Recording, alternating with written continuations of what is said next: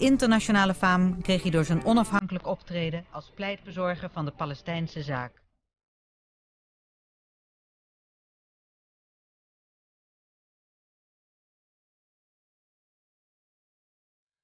Edward Said, you were born in a country that no longer exists. You were brought up a Christian in a predominantly Muslim world. You lived most of your life in New York as an Arab in a predominantly Jewish city. And you're finally a pianist in the literary faculty of university. Now, that is quite confusing, seen on paper. Right. Nonetheless, there is one person combining these things. Who are you? Well, I think I identify myself really as a kind of intellectual person who travels a lot between things. I don't think of myself as inhabiting a field or a place, really. I mean, obviously I have an address, but you know, it's not an address that means that much to me. You know, I think I like to think of myself as a sort of energy in motion. And I've never believed in the notion of professionalism. That is to say that you become a professional and do only that. I've spent a lot of time invading other fields that are not my own, like music or various forms of area studies, anthropology, and so on and so forth. Because I think in the end that a rational effort can overcome most of the obstacles laid before one. And in my case, they're political as well, you know, because as you said, I was born in a country that doesn't exist anymore. It's called Palestine. And that loss, I think, signified to me a tremendous need to make up for it in some way and to live in different countries of my own making, as a matter of fact. There was a country which was not of your making in your youth, in your early years, and you describe it in your memoir, Out of Place, as a strangely continuous country. You grew up in Cairo, in Egypt, but traveling to the Lebanon for holidays, to Palestine for family visits, it was all very easy, as if there was one part of the world without obstacles, wasn't it? I mean, I felt it as continuous. I mean, there were different places. I mean, certainly I felt that Palestine, which is where my family was from, was the only place where I felt truly at home, because all my extended family was there. And we would spend long periods of time there. For example, during the war, 42, we spent most of that year in Palestine. And I went to school, and we spent the summer in Ramallah, which was then a summer resort. It's now the main city on the West Bank. And Lebanon, we used to spend our summers. And each of them had its own flavor. But I never felt, and its own, you know, cast of characters. You know, the grocer in one place. And I was, because of the way my mind was made up and the way we moved, I was always comparing, you know, and the grocer in Cairo versus the grocer in Lebanon, and the handyman in Palestine and the handyman in Cairo, and so on and so on. But my relatives were mainly in Palestine, but no family in Egypt.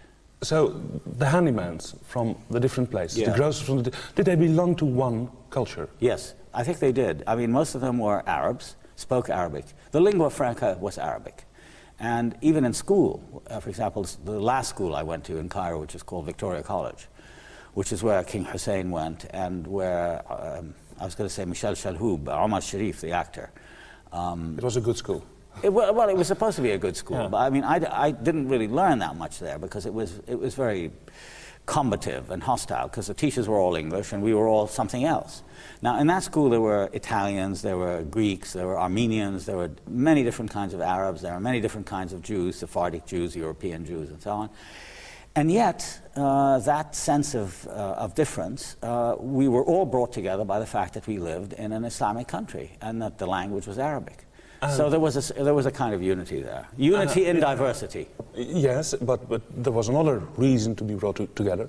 The college was not without reason called Victoria College. Oh, absolutely. It was a triumph of British imperialism, where you were taught that you could learn about England, which is what we did all the time. We never learned anything about where we were. I mean, there was no... What did you learn?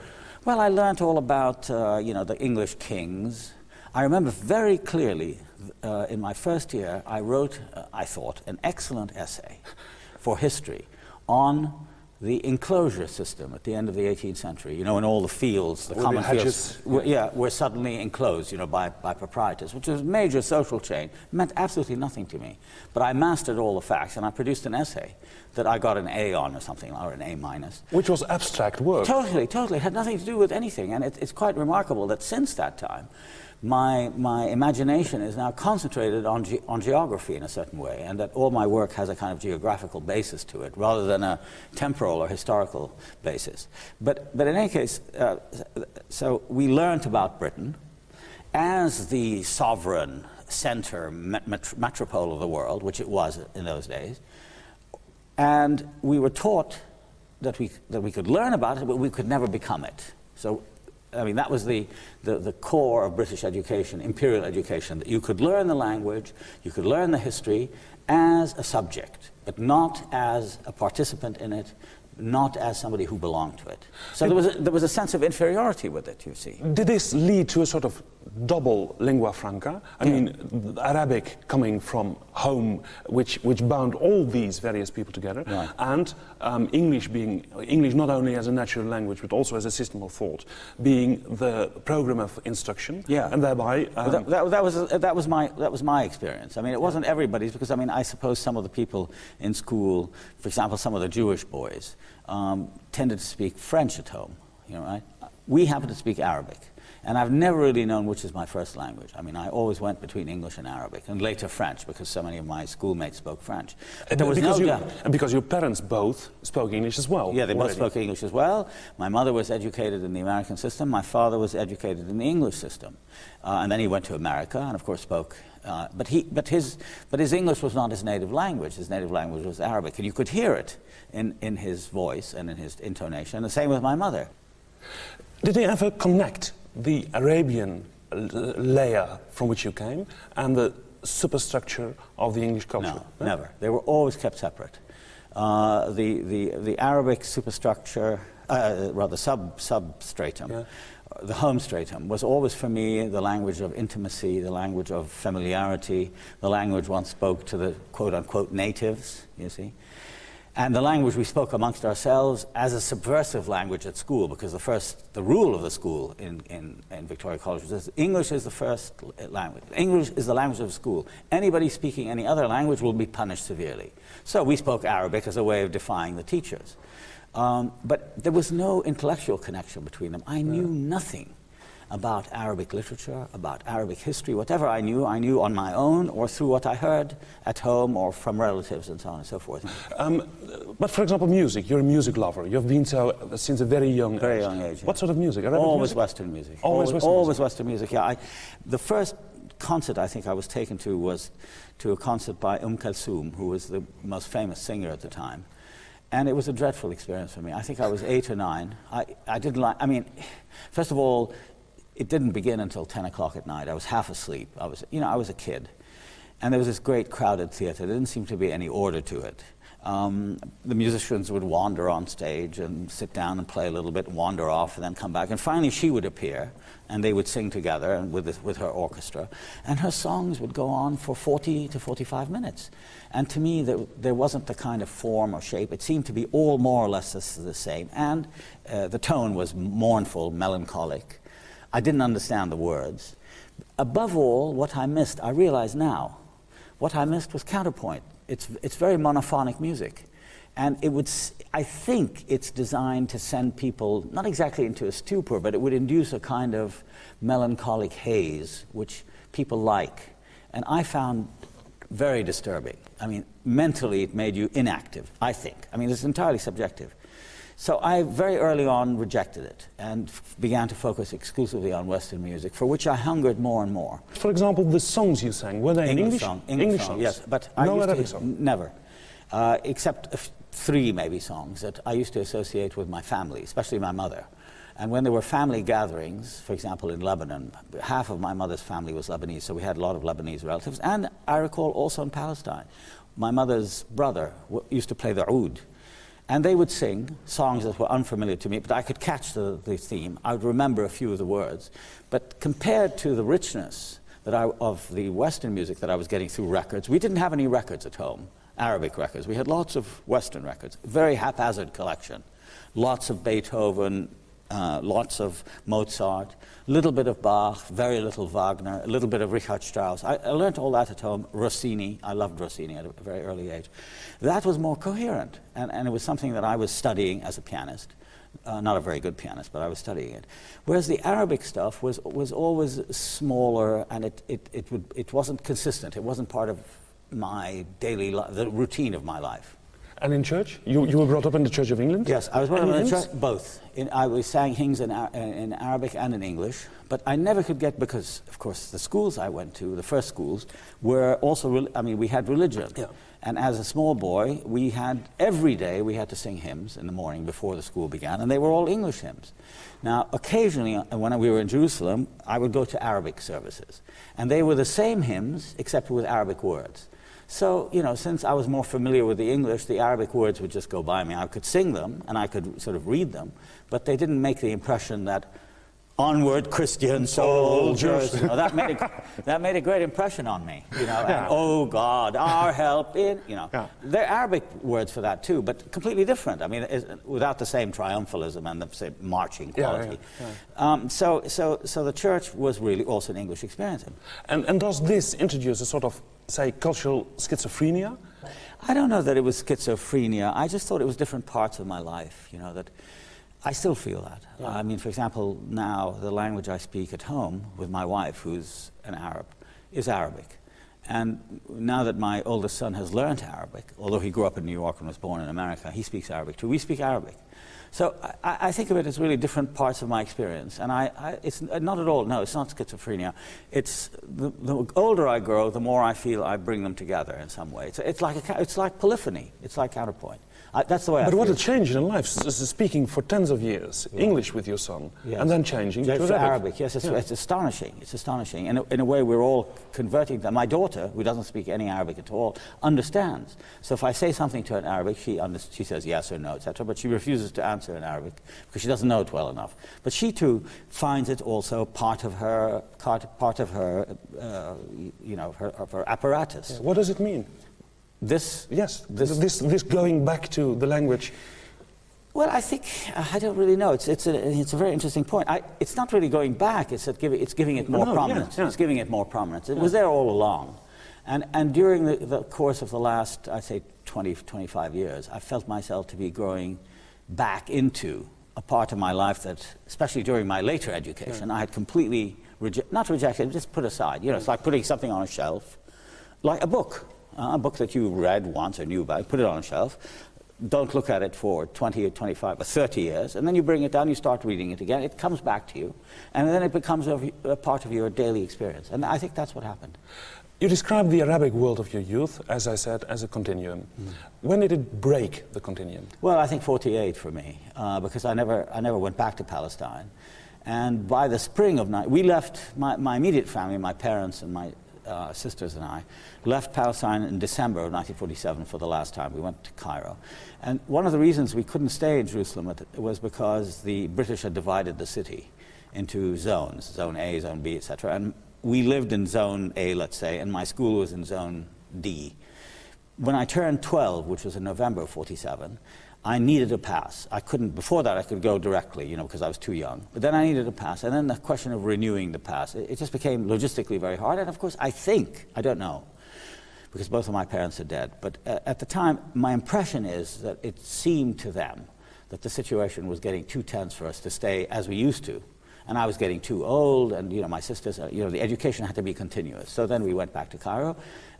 2 or 3 months later, the rest of my family, my aunts, my cousins, my grandmother, uncles, aunts, etc., all left Palestine. And that is upon the foundation of the State of Israel. State of Israel. Yeah. And not so much the foundation, but the campaign to rid Palestine of as many Arabs as possible. So my family was part of about 850,000, 800,000 Palestinians, who are now, about 4.5 million refugees today.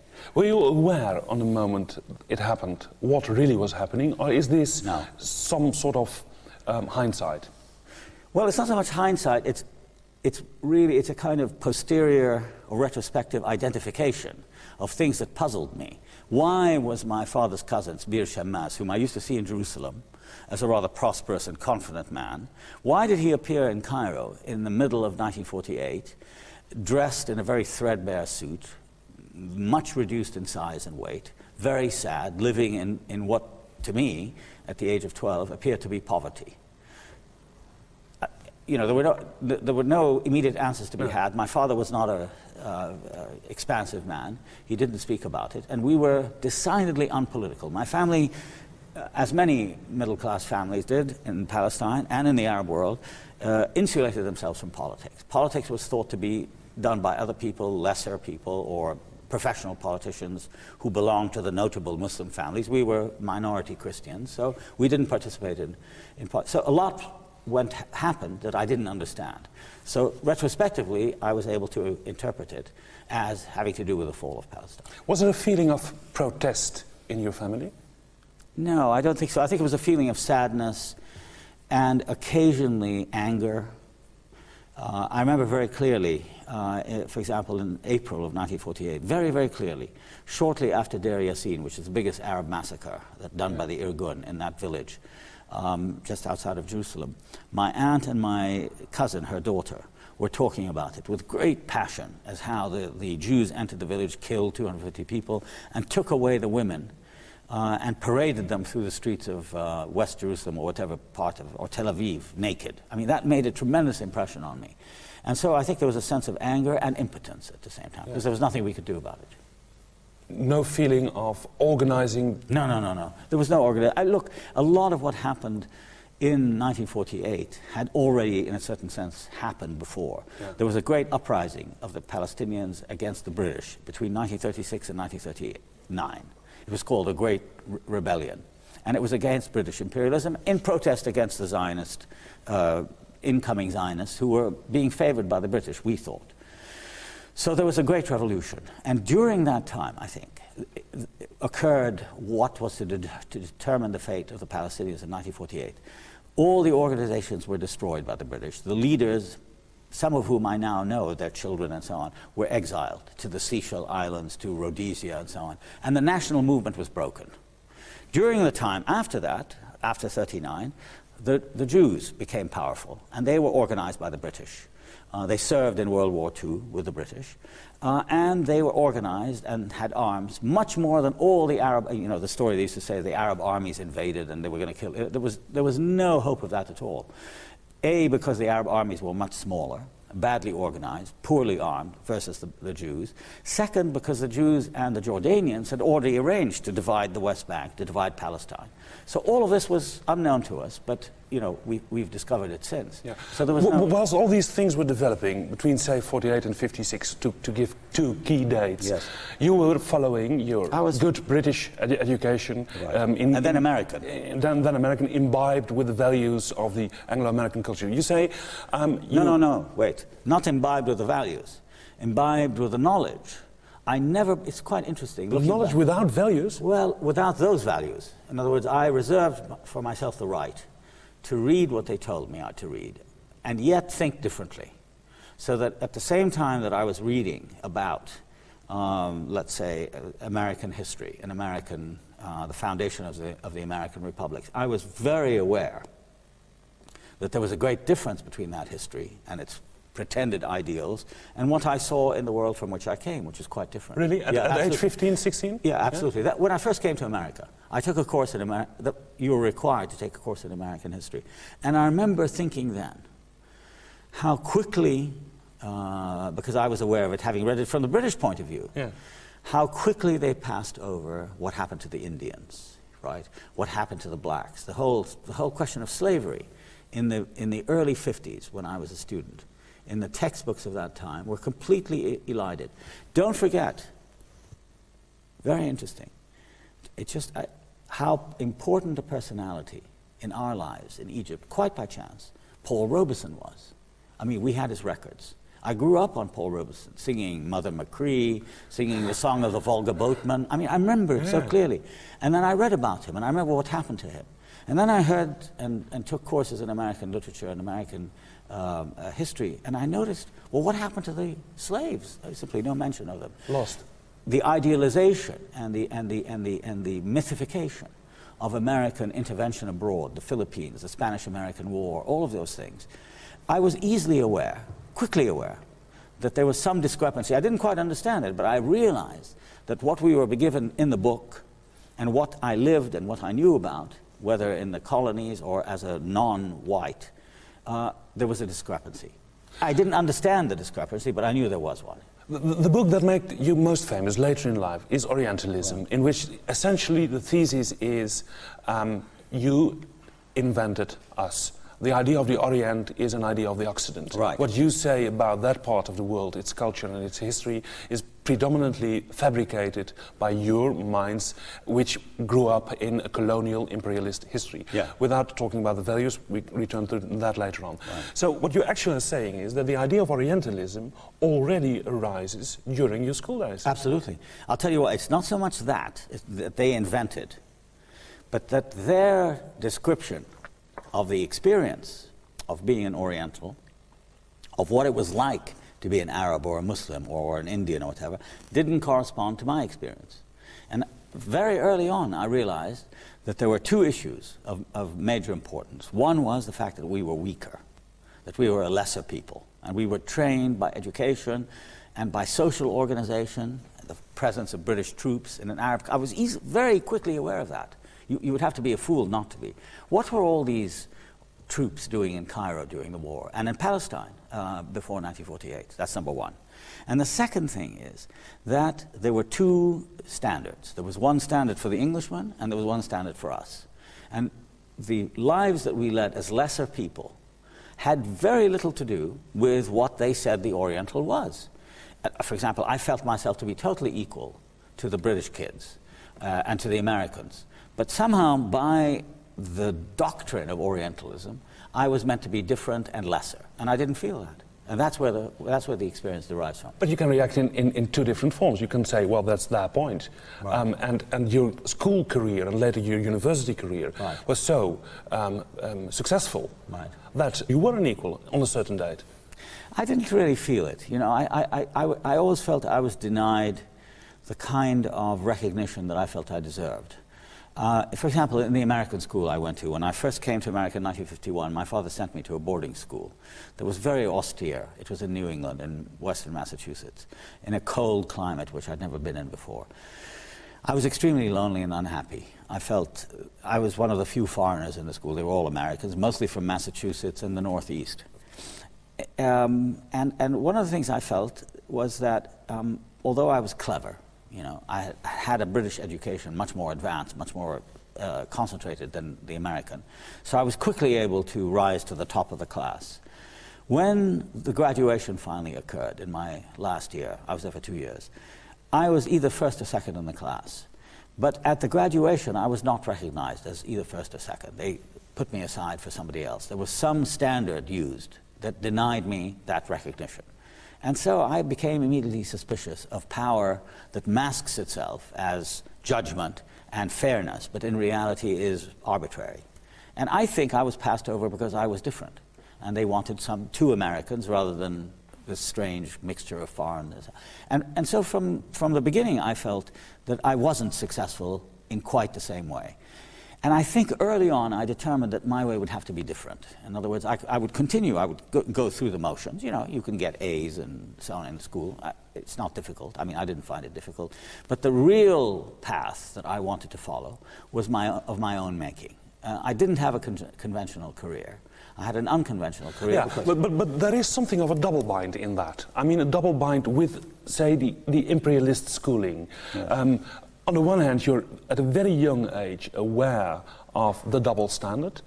On the other hand, if that is on the other hand, you're the one who dives into their literature, into their music, into their art. Yeah, but look at the way I dived in. I mean, for example, the first extended piece of work I did was on Conrad. Yeah. Now, Conrad in the early 60s was scarcely known. I mean, he wasn't, now he's an industry. But in those days, Conrad was considered a kind of, Well, I mean, E.M. Forster said, there's something wrong about him, mysterious sort of. And all the people who admired him, like James and T.S. Eliot, thought of him as a peculiar man. Well, that's what attracted me to him, that he wasn't the routine Englishman. And moreover, he was again a stranger, out of place in England. And masking himself as an Englishman, you see. And I felt that I was doing the same thing. I mean, I'm not Conrad, obviously, but Conrad, for all of his life, he dressed like an Englishman, he married an English woman, Jessie George, he acted like an Englishman, but he had this incredibly thick Polish accent. So, I felt the same thing. I had this name. And the fact is, when people ask me, where are you from? So I would say, I'm from the Middle East. At that time, I didn't say I was from Palestine. I didn't say I was from I said Middle East. I'm an Arab. Yeah. And I left it at that. Later on, I began to give it more prominence, because after all, it was where I was from. And that's what I think, that's why people like Conrad were important to me. But then develops this philosophical attitude. Yes. I mean, it begins with Conrad, identifying probably with his position, studying his books, trying to find the points of view you could recognize, and out of this grows the book Orientalism. It became an eye-opener. It became even the beginning of a new way of dealing with the canon of Western culture. It opened it. How did you experience the tremendous intellectual success of Orientalism? Well, as a total surprise. I mean, in fact, I didn't realize what I was writing. All I thought I was doing, very much under the influence of my teachers, not only the ones I'd actually had, but people who meant a lot to me. In the German school of philology, people like Auerbach and Spitzer, the analysis of the great, I mean, because I feel I belong to that tradition, although it's a tradition that wouldn't recognize me, you understand? I mean, but for me, it was something that I held on to. And I was also very influenced by Vico, teaching yourself. So I taught myself to read these texts, in which descriptions of the Oriental appear in basically a literary form. And I thought I was writing a history of an idea. I was totally unprepared for the reception, because I couldn't, in the early days, I couldn't find a publisher, or, there was a kind of reluctant publisher, academic press. But when I actually wrote the book, and a commercial publisher happened to see it at a friend's house or something, whom I'd lent the manuscript to, they called me and they gave me a lot of money, and they published it, so it was published commercially.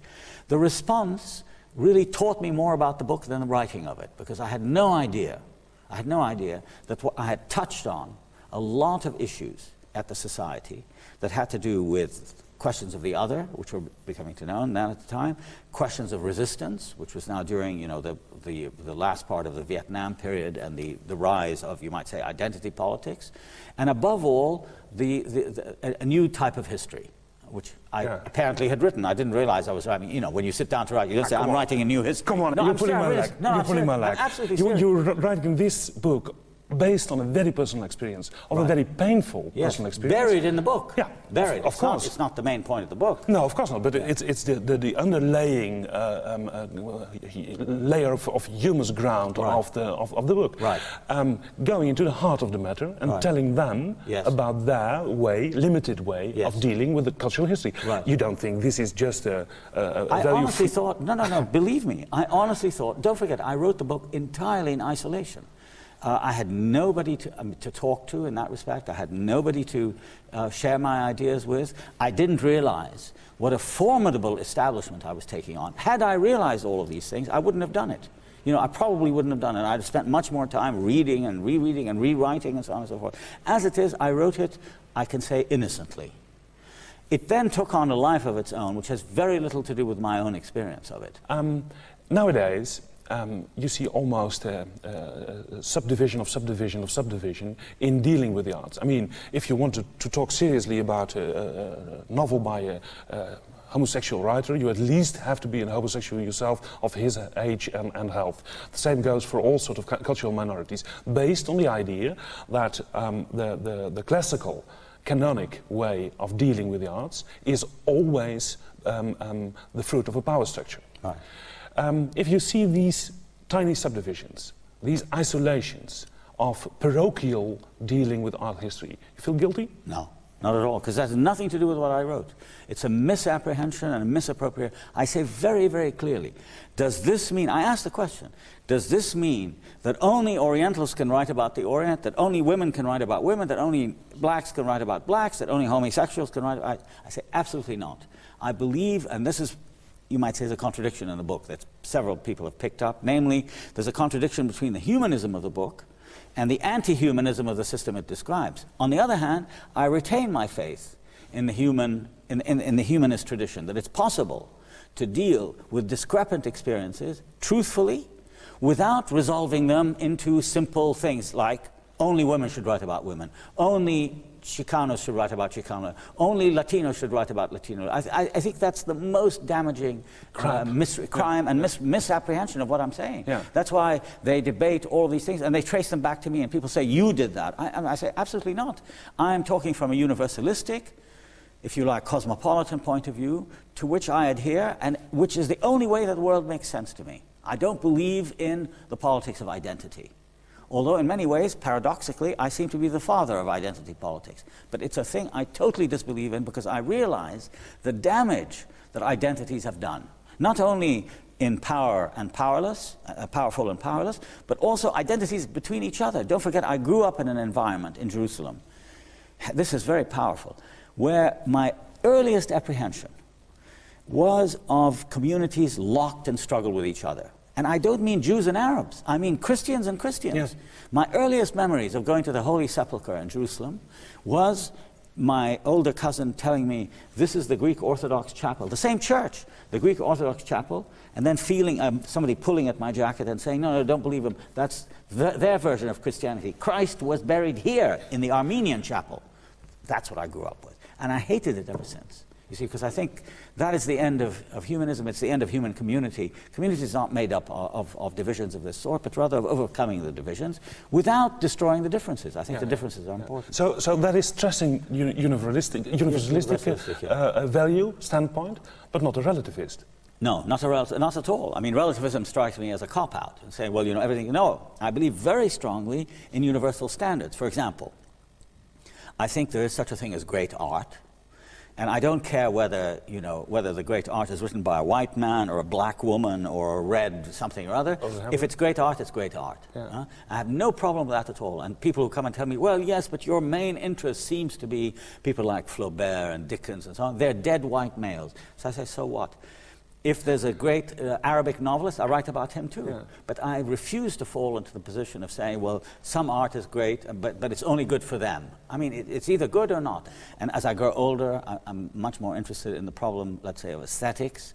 I think there's a definite branch of human activity, which I call the aesthetic, which has its own privileges, which has its own domain, which I'm interested in preserving. This doesn't at all mean, however, that the aesthetic is immune to various affiliations and connections. I mean, look what the Nazis did with Meistersinger. Look what the Nazis did with Fidelio. I mean, these are works that you could describe, and I have described myself, as works of liberation.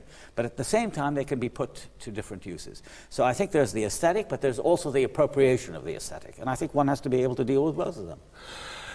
That's always also a question of balancing your position as a reader, as a critic, as a scholar, and as a citizen. Right. On a certain moment in your biography, politics breaks through. Must have been around about 1967. What happened?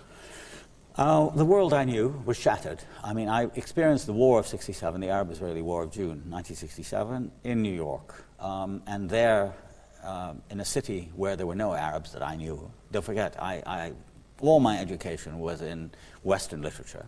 There were no Arabs, neither at Princeton when I was an undergraduate, nor at Harvard when I was a graduate student, who were studying what I was studying. There were some Arabs whom I knew who were studying Middle Eastern literature, and some doing science. In America. In America, yeah. Which I've always opposed, by the way. Yeah. I mean, I think it's crazy to come to America to study your own literature. Yeah, I mean, you can do it better over there.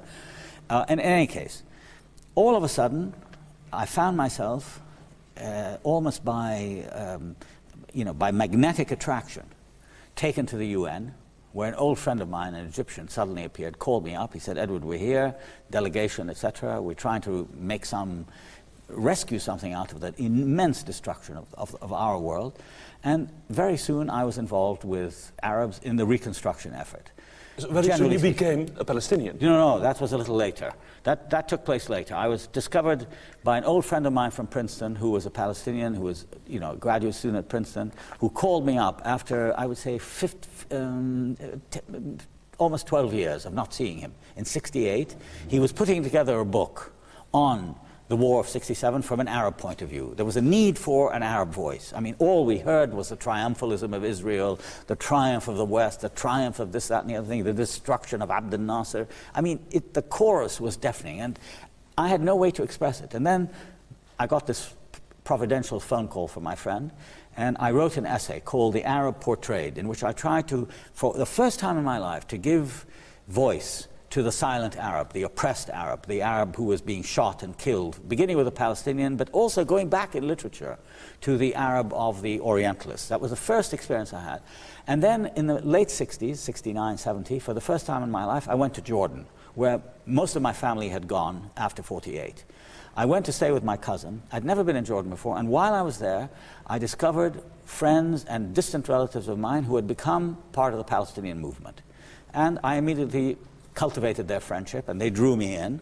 And by the early 70s, I was part of the movement.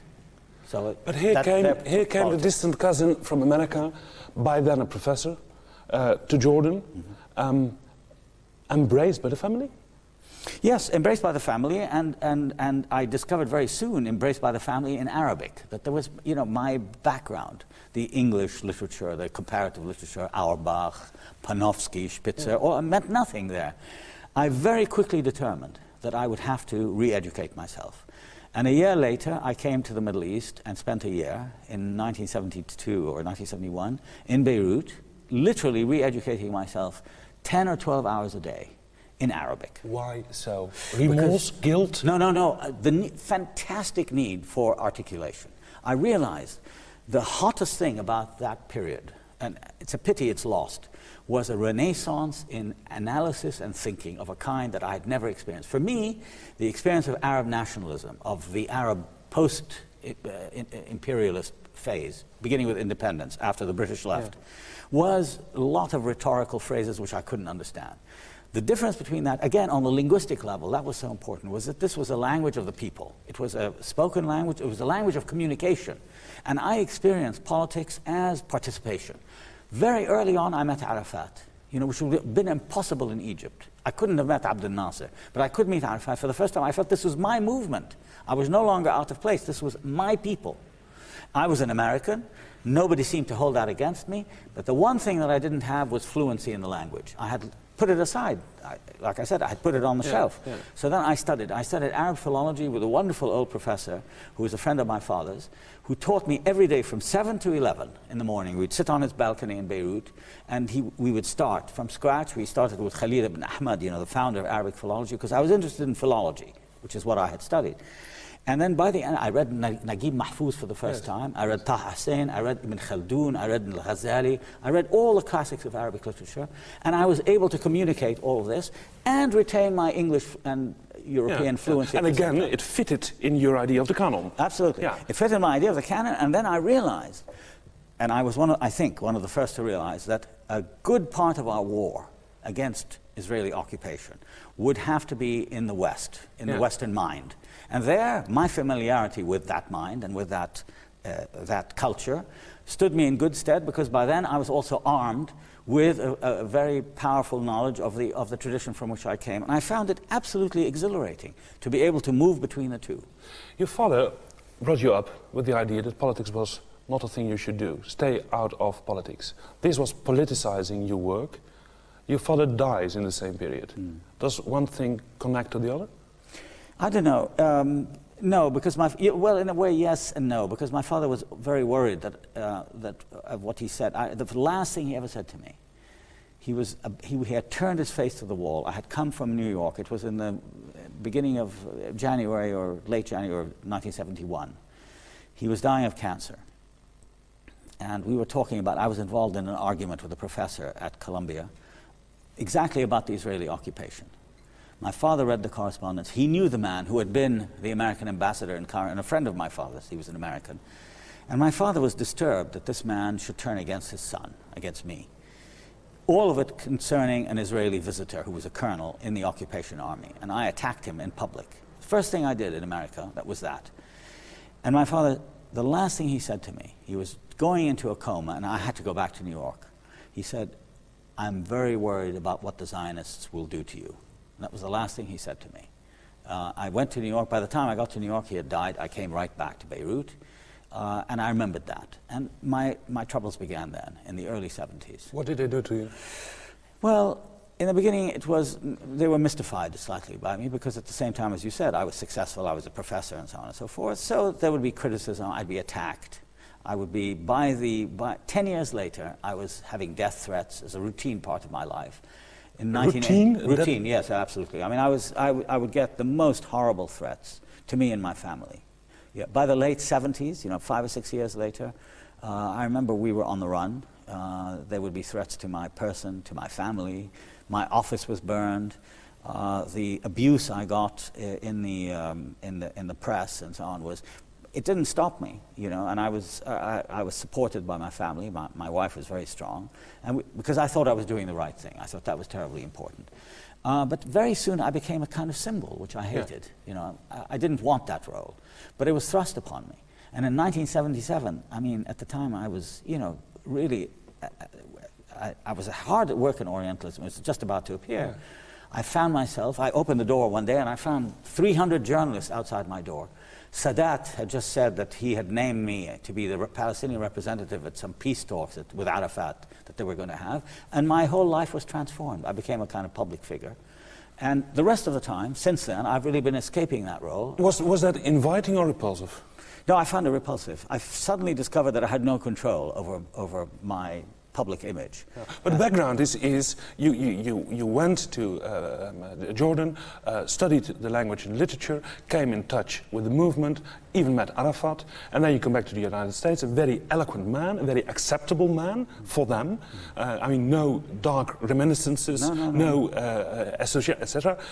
And you speak out. Yes. And you're clear. Yes. About your position. So, and my position, I still believe. Applying for a role. What? Applying for a role. Well, I didn't think so. I thought I was speaking the truth, and I thought I was saying things that hadn't been heard before. I had no idea, and to this day I do not understand it, why the depth of hatred and evil directed towards me by American Zionists is so great. I don't understand it. These are people who live in America, who have had no experience of the Middle East. I find it easier to talk to Israelis in Israel than I do to American Zionists. It's quite extraordinary.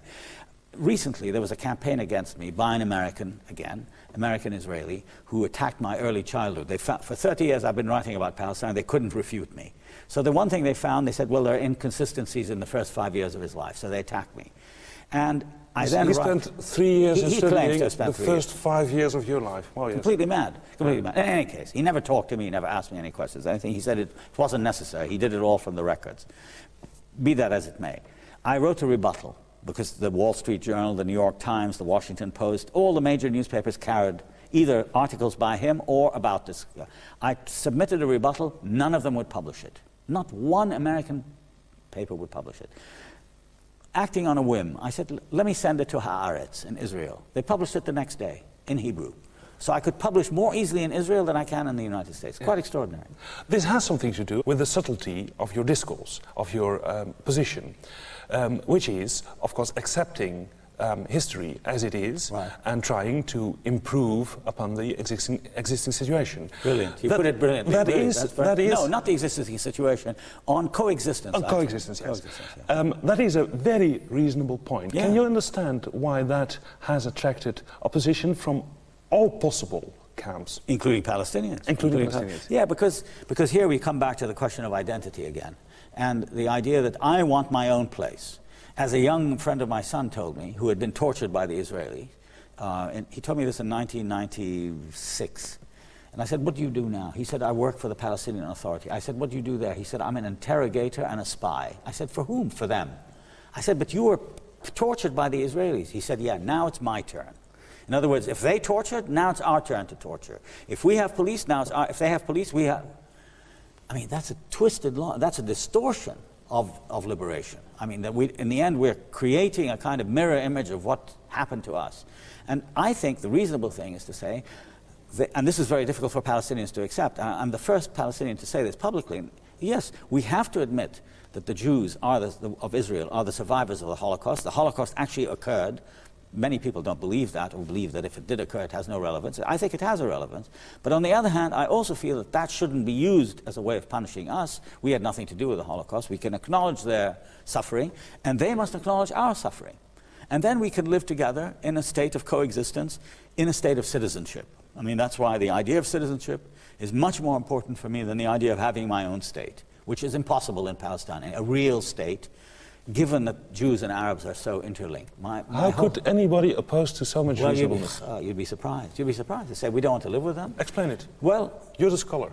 Well, I think it's a deep-seated attitude of hatred of the other, fear of the other, ignorance of the other, very important, ignorance of the other.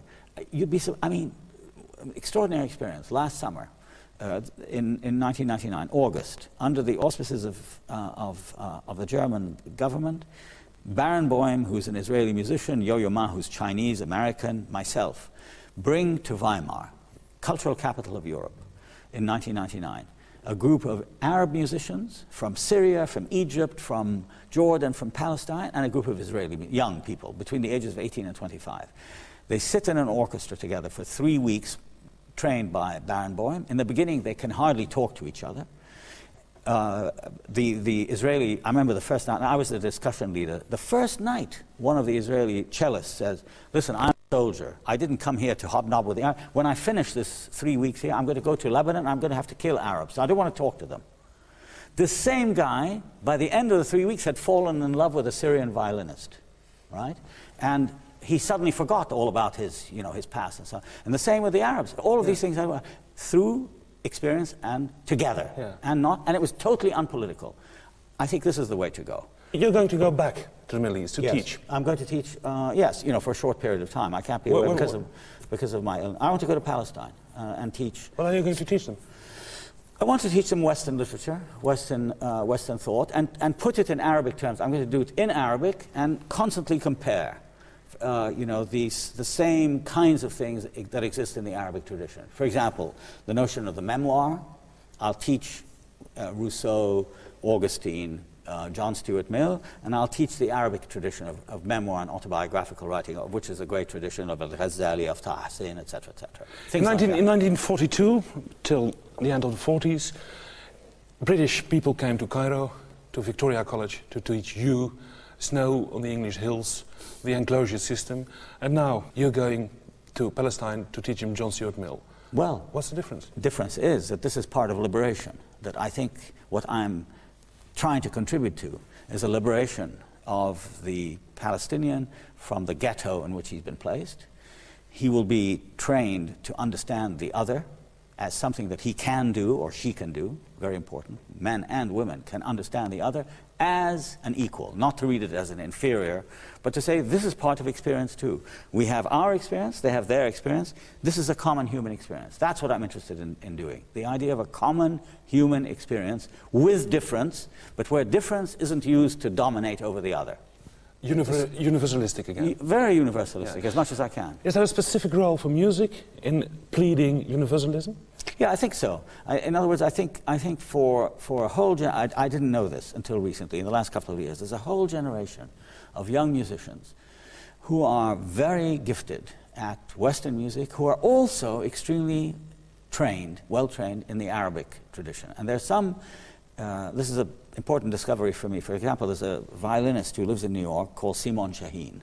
He's a Palestinian. But he's a classical, he was trained at Juilliard, right? But he's also trained in the Kemanja tradition. It's the same instrument, tuned differently. A very rare thing. Yeah, yes, very, very rare. Yes. But he combines the two. And I think that also can be put to our advantage, that we can break out of the confinement, to use a phrase from Foucault, and enter a community where we are as the others are. The important thing is to overcome separation. See, I don't believe, philosophically, I think separation is an instrument of power designed to keep the inferior inferior. And so I want to overcome that as much as possible. Through music, through literature, through thought, and through personal experience. Thank you.